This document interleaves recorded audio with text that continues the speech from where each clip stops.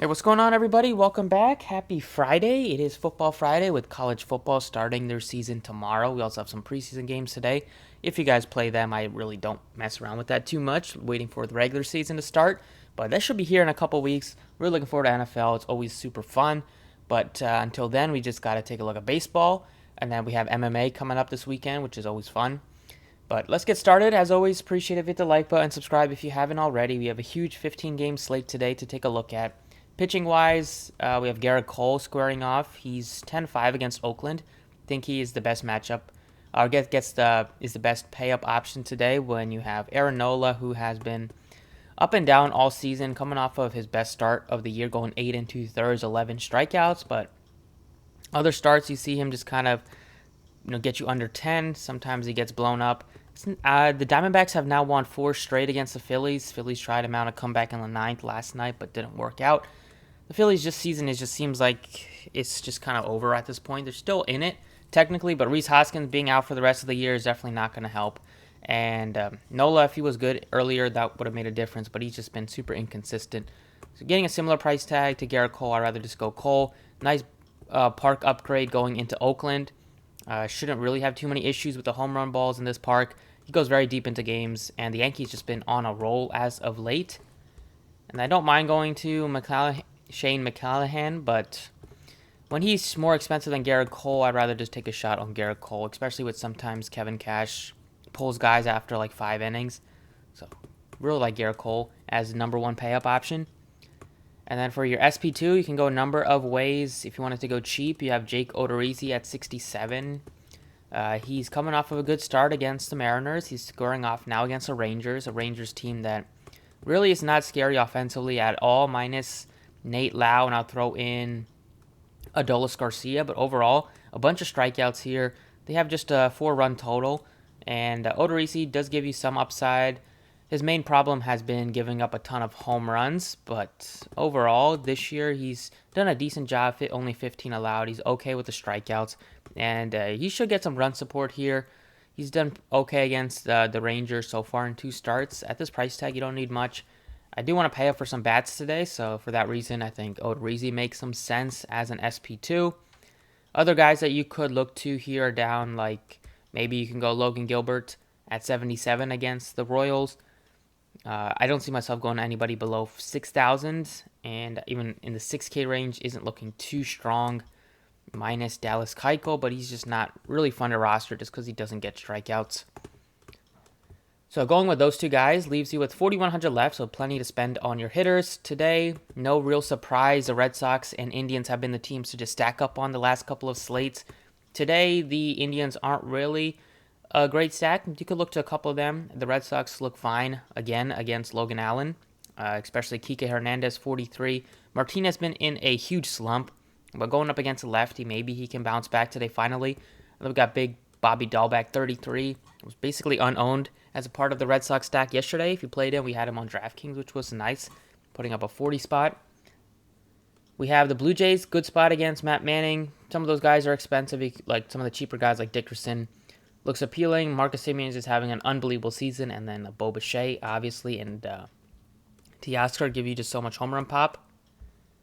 We have the Mets with a 5.3 total. Their season has really just fallen apart after the All-Star break. Not looking at them too heavily today. Maybe some of the cheaper guys like Conforto, Dominic Smith, Brennan Nimmo batting leadoff. The Cardinals side, I like them a little bit. You have Carlson, Goldie, Edman, and Arenado as a nice 4-man stack. The Rays are going to be super popular. We'll see if the weather holds up. I think it should against Matt Harvey. Their lineup is pretty expensive, but they look to be a good stack. The Phillies don't think they're on my top list of stacks. I'd rather go to a couple of one-offs on the team, like Didi maybe, Bryce Harper, even though he's super expensive. But Phillies just haven't been super fun to roster recently. And that's mainly it. Some of the Mariners you can look to, some of the lefty mashers like Mitch Haniger. Toro's been very good for them, and then you can look to some of the cheap guys at the bottom of the order. But probably my favorite stack today is going to be the White Sox and the Astros are the 2 that I'm really looking at. Especially on DraftKings, you get some nice price tag on some of these White Sox hitters. We got Bregman back finally, so he's nicely priced too at 48. So going back to DraftKings here, first guy I'd like to get to is Luis Roberts, he's 4,000 only. He's been really good for the White Sox recently. He's got an upgrade in the batting order. We saw him bat leadoff a couple of starts, but really he's going to be in the 2-hole probably today.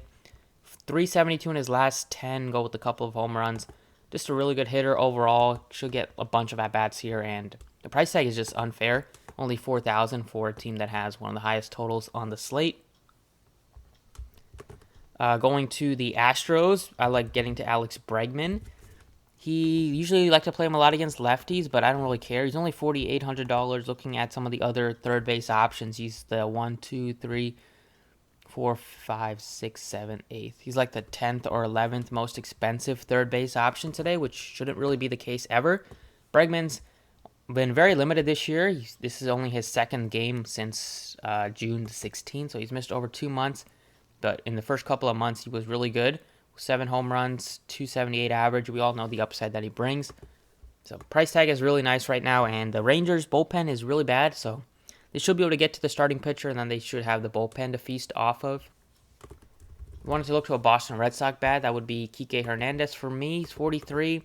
We know he loves to hit against lefties, and he's just been so good recently. Some huge games for him, a couple of home runs recently for him. And batting leadoff, basically going to get 5 at-bats almost every start against a bad pitcher, especially on the road where they're guaranteed those 9th inning at-bats. And then last but not least, Tyler Naquin just continues to be underpriced, $2,700. If you've been watching the videos, you know we've been on Naquin forever over the past month when he's been super cheap, and price tag hasn't changed at all for some reason. 472 in his last 10, 4 bombs. I don't know why. He bats like second in the batting order for them with Jesse Winker out, and just has done nothing but produce. So it is a park downgrade, a big park downgrade, but it's a lefty-righty matchup for a guy that's been one of the hottest hitters on the team over the past month.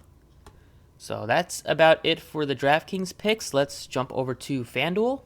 All right, on FanDuel here, pitching-wise, I'm going to be going Garrett Cole. He's the most expensive pitcher, which he should be on DraftKings as well. You get a good amount of discount on Aaron Nola. Save $1,200 if you wanted to take a shot on Nola. But on FanDuel, it's easy to pay up for a pitcher, so that's exactly what I want to do, especially when you get some nice cheap guys like Mike Moustakas, only $2,300. Bobby Dahlbeck, only $2,400. Will definitely be in the lineup again today after his 2 home runs last night. Bregman is still nicely priced at third base, especially when you have a bunch of guys north of 4,000, and he's only 36. And then Eloy, he's cheaper than Luis Robert on FanDuel, so I like to prefer to get to him instead. Maybe you can get to both, but if I had to pick one, I'd go Eloy just because he's a little bit cheaper. And that's about it for the video, so thanks for watching. Best of luck today, and I'll see you all next time.